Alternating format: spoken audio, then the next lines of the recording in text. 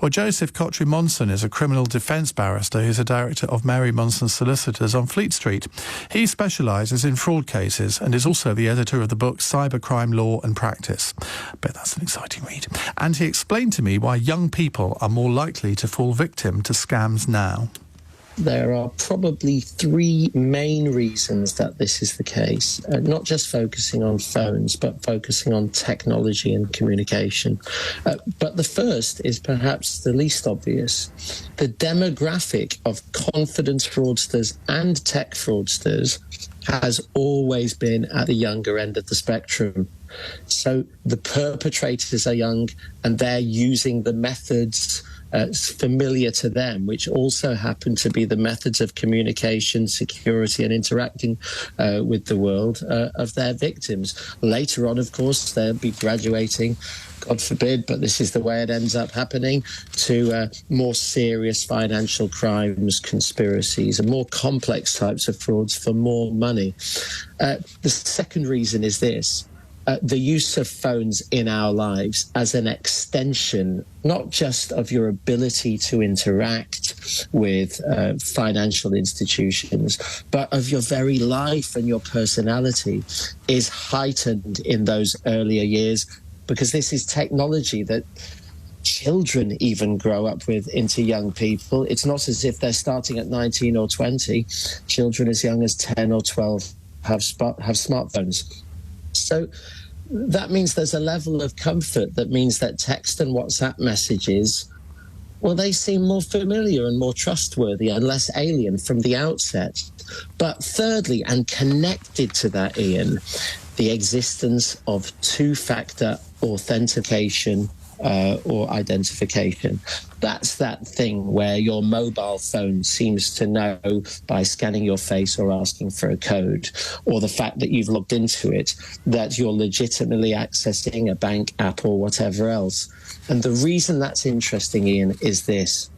The fact that that exists in so many of our apps and the way in which we communicate with banks via our phone, the fact that that already exists, that means that young people are more likely to trust that, even when it comes, albeit via their phone, from an unusual source such as a text message and WhatsApp. And don't forget, of course, banks will contact you by text message for things like security reasons. But here's the warning, and it's always worth repeating. Never assume that a one-way communication coming from somebody else that you're not starting yourself. That very interaction, if it's not starting with you, always phone separately to verify, log in from another device, whatever.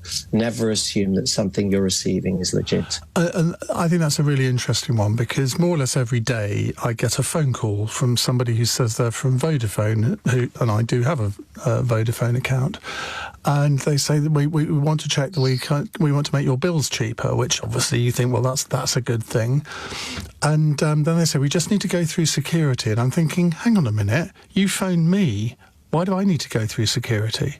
So I tested them out the other day, and they said, right, I'm going to send you a 4-digit PIN, which they did.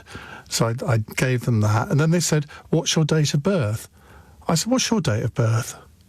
He said, what's that got to do with it? I said, well, I'm not giving you my date of birth because I don't know that you are who you say you are. And he said, well, I have to ask you that. I said, well, we'll end the call then, shall we? Goodbye.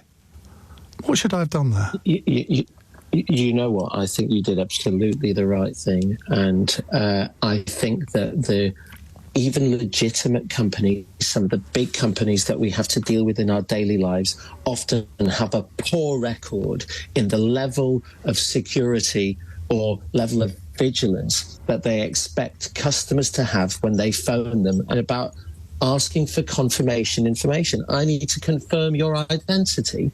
What on earth do these people think that they're doing, expecting somebody, when there's a unilaterally received phone call or message, then confirming personal information? And I'm afraid some of the big companies are guilty of this. You know, I don't think that anyone can be criticised for being suspicious, because you have so much to lose once they've got access to phone records, bank records, your email address. That could be a great part of your financial or your personal life over. Be suspicious. And if you have a nagging doubt, of course, then contact Vodafone or whoever by legitimate means on the main number that you find on their website. Not on the basis of some email that you've received. Go independently, phone them up and say, what was all that about? And you know what? If they were asking you, this particular company, whichever it is, to provide personal data, well, I think we should all be making a complaint and voicing our displeasure that they want us to have a cavalier attitude to our own personal data.